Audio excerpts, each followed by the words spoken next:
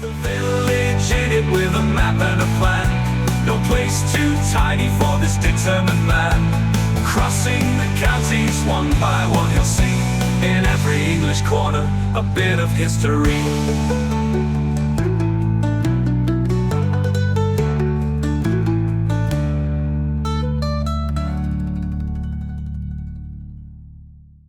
The South Kesteven series is sponsored by Gainsborough Cycles 01427 617 752. For all your cycling needs, this is your one-stop shop located at 20 Ropery Road, Gainsborough, or online at gainsboroughcycles.com. There's a link in the description. Gainsborough Cycles, ask for Trevor Halstead. Hello folks, welcome back to South Kesteven for the last time this week. Now yesterday we saw the parish of Marston, and at the end of that episode I told you about the village hall. It's not in Marston, it's actually over the border into today's episode. And with it being a shared facility, I found my way to it. It's just here. There is said village hall. It's not just the people of Marston that use this, it's also the people of Hougham.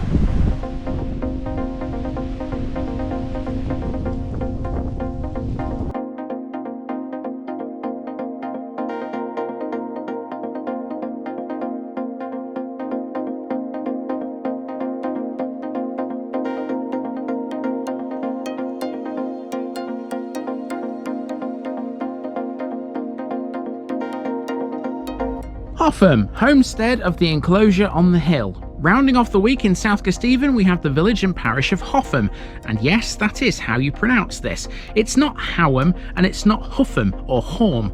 It's related to Hough on the Hill, which we covered a little while ago, and it's not far away from that actually. However, Hough on the Hill is not its closest neighbour. That honour lies with Marston, which is just under 1 mile to the south. Both parishes share a village hall, which is just on the Hougham side of the boundary. That's one thing we'll be sure to cover in this video. Hougham was the seat of several families dating back to at least the Norman conquest, if not before. It's been suggested that this was the village linked to the Saxon Thane Story, who was of some significance in this bit of Lincolnshire. For sure, Hugh, the Bishop of Lincoln, had interests out here. He held land and one of the 3 manorial sites at one time, and on today's walk, we'll pass through what's believed to be the site of the manor house he was tied to. It was later taken over by the Debussy family. They would relocate to a new house at some point, which contains some 13th century fabric, suggesting it was built long before its 1620 exterior suggests. We'll get up close and personal with the Witham again in this one too, and we'll see a huge village green. It all sounds good to me, so let's go.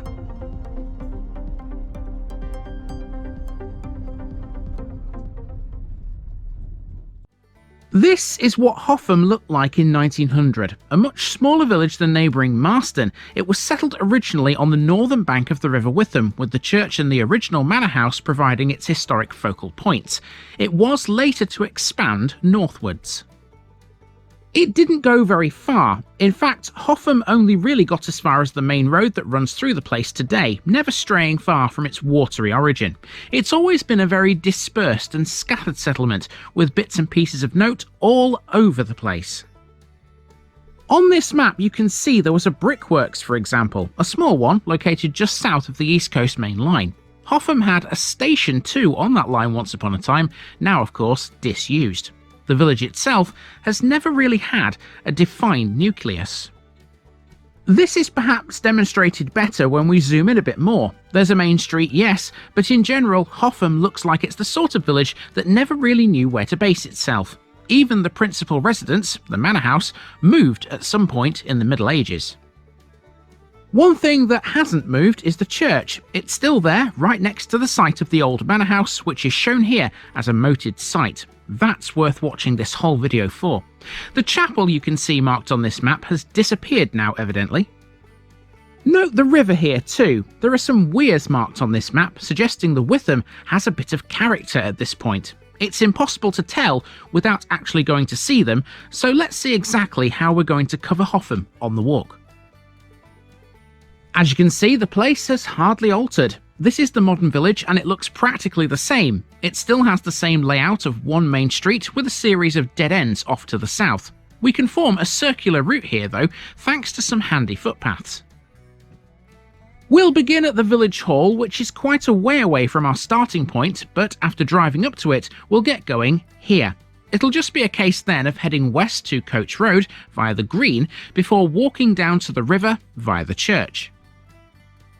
Once there, we can use Manor Lane to return to the green because there's a network of footpaths through the old Manor House site which handily take us around and over the earthworks. In all, it's a rather simple task, so let's get on and do it. So here we go then with the village hall, which is a shared facility between Hougham and Marston. For rather obvious reasons therefore, this goes by the name Hougham and Marston Village Hall. No frills stuff here, don't you know. It's got a modest history to it that took a terrible turn in 1996. The two villages used to share a previous building that was damaged by a fire in that year, and this, the current hall, was built to replace it. Modern and well equipped, it overlooks a playing field of approximately 5 acres, which also has a children's play area. The playing field is also shared with Marston, and together with the hall, they're managed by a committee made up of representatives of the various user groups from the two villages. As communal venues go, this really does do it all.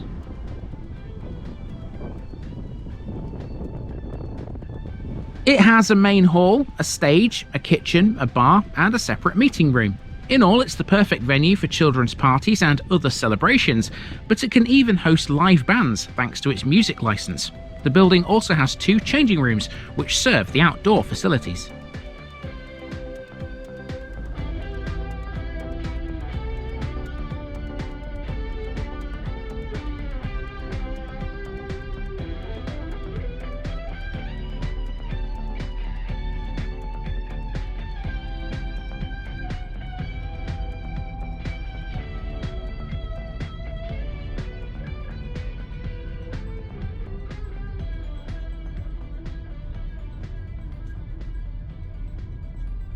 To kick off our main walk, we're heading towards the village green. First on our list here, we're on the lookout for an old primitive Methodist chapel, but we probably won't find it. Hougham's Methodist chapel seemingly no longer exists, but it was in this sort of area I'm showing you now. The green most certainly does exist though, and this one's a beauty. For such a small village, the size of its green is really impressive. It covers a huge area between Manor Lane and Main Street. You can't park on here, so say the signs. They say note about walking on it though. Well, I think as village greens go, people, this has got to be up there with one of the biggest I've ever seen in Lincolnshire. It's massive, huge, and it's beautiful as well. And with all these autumn colours, it looks absolutely fantastic. Look at it. I just love a nice village green, me. They're fantastic. I've used that word twice now. I do overuse it, don't I? Now there's a parish notice board there, so we'll get that out of the way while we're on this green. This will be our finishing point later, because what our route will effectively do is it will go along this road you can see now and make a loop that comes out there.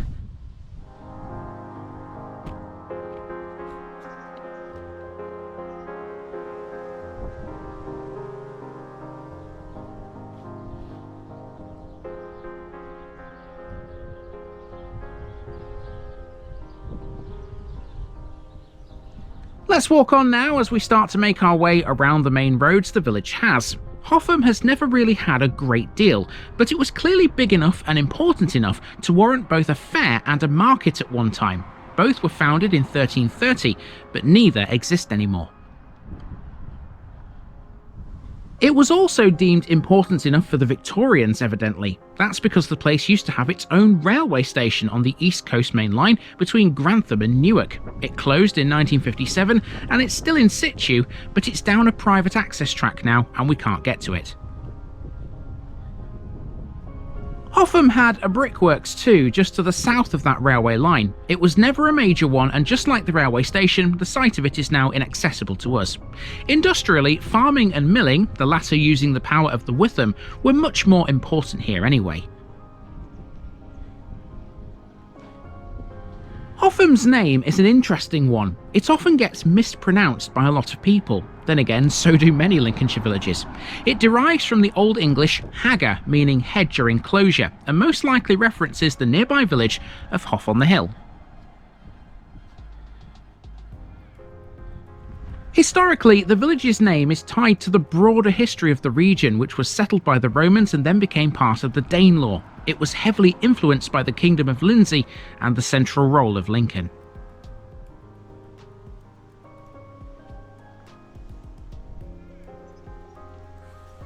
On the whole, this is a village that focuses on the residential quite a lot. Most of it is housing and it's fairly sporadically placed. There are times when you're walking through this and you think there's nothing here. A good example of that sort of feeling is to be had on Coach Road. Hougham's church is located close to the riverbank at the end of this lane. It's dedicated to All Saints and it's built in the Norman style. It contains a notable monument to Sir Hugh de Bussy. He was apparently to have been senior among the members of the Knights Templar.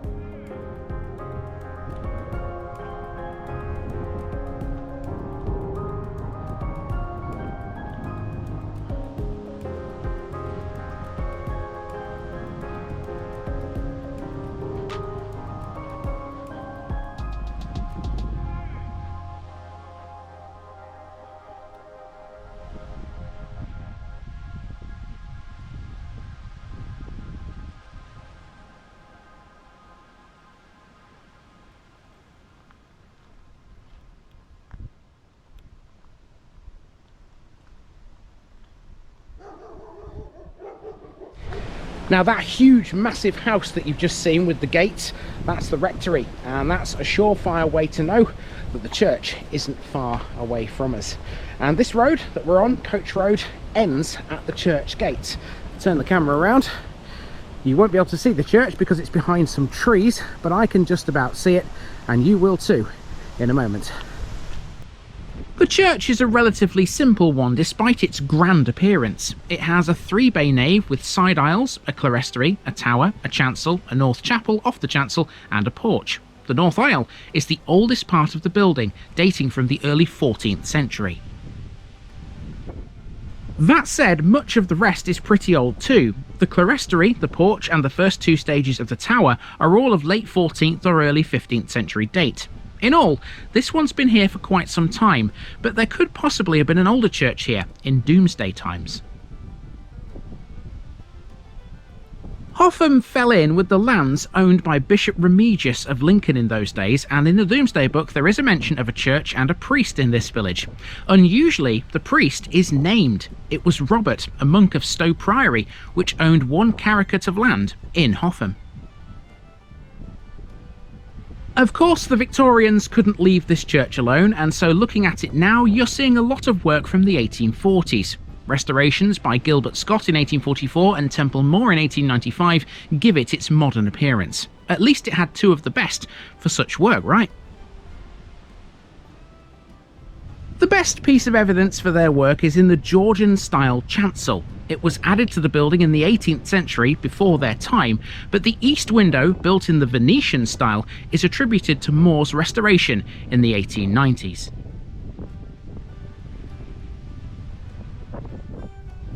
From the churchyard, it's possible here to access the River Witham. At this point along its course, there's a series of weirs marked on several maps.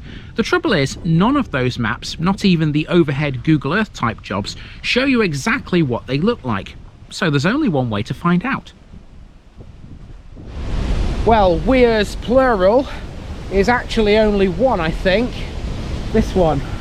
It's more of a sluice gate than a weir though, isn't it? I'm just trying to see if there's some more along the river this way, but I can't see anything. I think it's mainly just the river. Unless there's another one the other side. We can actually stand on top of this, so we'll go and have a look. We'll have a look and see if there's more than just this weir. It's definitely powerful. Can you hear it? Can you hear the rushing water? It's a great noise, that. I love it.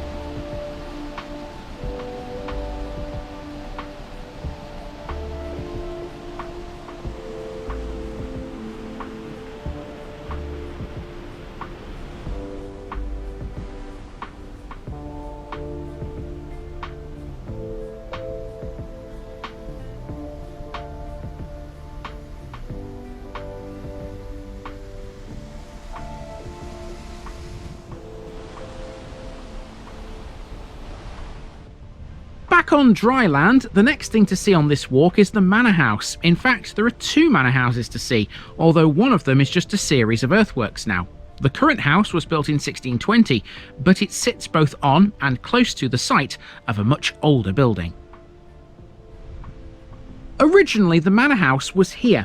All that remains of it now is this very well preserved moat, still discernible among the fields beside both the church and the river. I have to say, in terms of earthworks, this is probably one of the best moated sites I've ever seen. As to who lived here, well, there are several names that this was associated with. Given the close proximity to the church, it's possible that the moat occupies the site of a pre-conquest hall, which belonged to Story, who was a thane of some local importance in Saxon times. By 1089, things were a bit clearer, but not by much. There were 3 land holdings in Hougham belonging to Coleswain, Countess Judith, and Hugh, the Bishop of Lincoln. It's thought, but not known for sure, that this manor house was held by the latter of those 3. During the Middle Ages, this manorial site was the principal residence for the Debussy family. It's not known for sure when this was abandoned in favour of the newer manor house site a few yards away, but it had definitely moved away by the middle of the 13th century. We'll explain how we know that in a moment. In any event, the moat surrounding the old manor house survives on 3 sides to the south, west and east of the modern house, forming an enclosure 70 metres wide. Parts of the moat have been infilled now, and a tennis court now occupies the southeastern corner of the island. In addition to these earthworks, there's a group of 3 sub-rectangular fish ponds which lie approximately 30 metres to the east of the moat. The easternmost pond is aligned north to south, and the others are aligned east to west. All 3 were around 1.5 metres deep.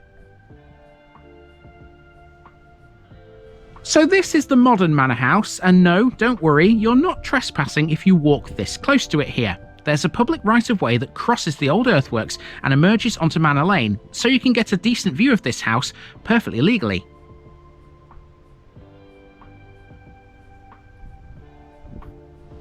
As stated before, this was built in 1620 and much of the current building still dates from that period. However, there can be no doubt that this house sits on something far older. In fact, a lot of its fabric predates the early 17th century by some margin. Inside, there are some significant Norman and 13th century features, including corbelled half pillars and even a Norman window. This proves, to some extent, that the Debussys must have abandoned the original site at some point after 1200. They were almost certainly living here in 1405.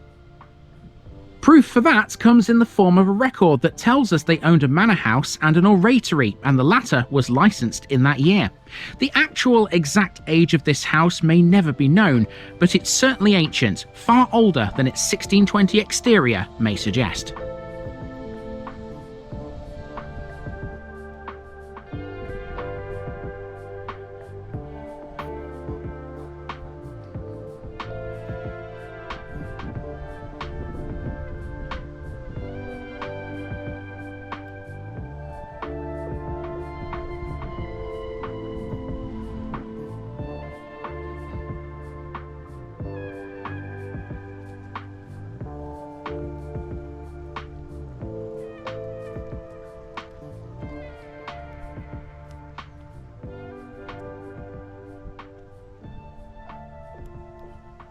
After that quick trot up Manor Lane, we've come to the final landmark on this walk. This is the old village water pump opposite the green. It no longer works, and so now it's little more than just a glorified monument, a memento of past days when water wasn't obtained by simply turning on a tap. Well, I've definitely saved the best while last this week, haven't I? This place is absolutely fantastic. When I put this run together this week, I thought maybe this one was going to be the one that was going to be the quickest. There wasn't going to be much to see, no landmarks of any real note. But I'm telling you now, this has absolutely blown me away. Walking through the Hougham Manor estate there, just beautiful, absolutely fantastic. I've used that word again, haven't I? Also fantastic, of course, is the green, and this is our last task, to cross the green to go back to where we started. What a beautiful village Hougham is. And that's that for another batch of South Kesteven parishes. With it, we also complete the district for 2025. I'll be back next year, and by the end of that, this one will be finished. Join me for the remaining 49 South Kesteven parishes in 2026.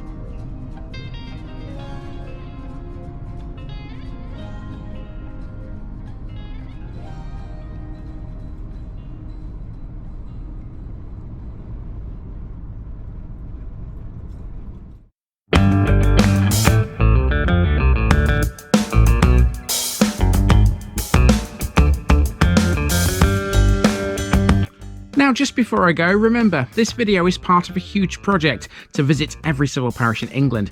That's more than 10,000. These routes are pre-planned, and due to time constraints, I can't cover every detail or walk down every street. Please don't complain if this video missed something out. I pronounce names how I choose to. I am very aware that local dialect may vary, and I don't take kindly to criticism about this. You've been warned. It's impossible to know everything too. If this video was terrible, make your own. If you're a regular watcher of The Village Idiot, you're not the only one. If you've got a small business, why not use my videos to advertise it? Leave a comment below if you're interested. And finally, thanks for watching this episode, everybody. Give us a like and a subscribe if you've enjoyed this episode, and share it with your friends and relatives. It all helps to keep this mission going. Until next time, I've been Andy, also known as The Village Idiot, and I'm out.